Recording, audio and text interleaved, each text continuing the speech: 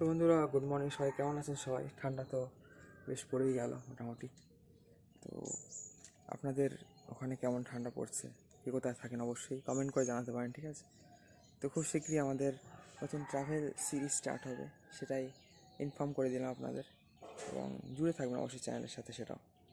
তো সবাই খুব ভালো থাকবেন। সবাইকে হরে কৃষ্ণ, রাধে রাধে, নিতাই গৌর সীতানাথ প্রেমানন্দে, হরি বল, রাধে রাধে। দেখতেই পাচ্ছেন সেই বর্ষার থেকে একদম জঙ্গল মতো হয়ে গিয়েছে সব বাড়ির আশপাশ। এবার একেবারে সব একদম পরিষ্কার করতে হবে। একদম সব সবুজে সবুজ হয়ে গিয়েছে, একদম সবুজায়ন দেখতেই পাচ্ছেন এখানে সব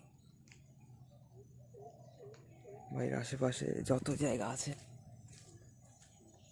এই যে এই সাইডটা আপনাদের অনেক দিনই দেখানো হয় না, কুল গাছগুলো বিশাল বড় বড় হয়ে গেছে। এই দুটো কুল গাছ, ওই দিয়ে তার পিছনে লেবু আছে, এই সামনেও এই সাইডে অনেক কলা গাছ বসানো হয়েছিল।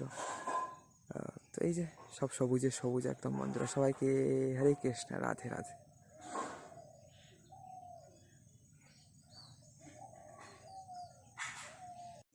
আর এই যে বাড়ির সামনে একদম বৃন্দা দেবী, তুলসী দেবীর বাগান হয়ে গিয়েছে এখানে, দেখতে পাচ্ছেন যেমনটি। খুব সুন্দর লাগছে, সুন্দর।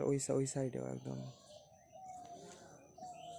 আর এখানে অনেক টব বসানো হয়েছে, আর সামনেও কিছু গাঁদা গাছ বসানো হয়েছে, ঝাউ গাছ ইত্যাদি তো আছেই। তো ওই যে বাড়ির ওই সাইডেও, মানে পশ্চিম সাইডেও প্রচুর তুলসীর বাগান হয়ে গিয়েছে, যেটা অত্যন্ত সুন্দর লাগে দেখতে।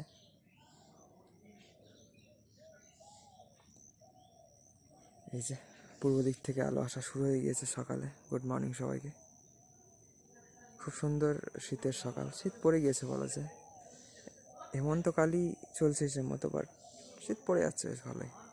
তো বন্ধুরা সবাইকে রাধে রাধে, হরে কৃষ্ণ, নিতাই গৌর সীতানাথ প্রেমানন্দে, হরি হরি বল।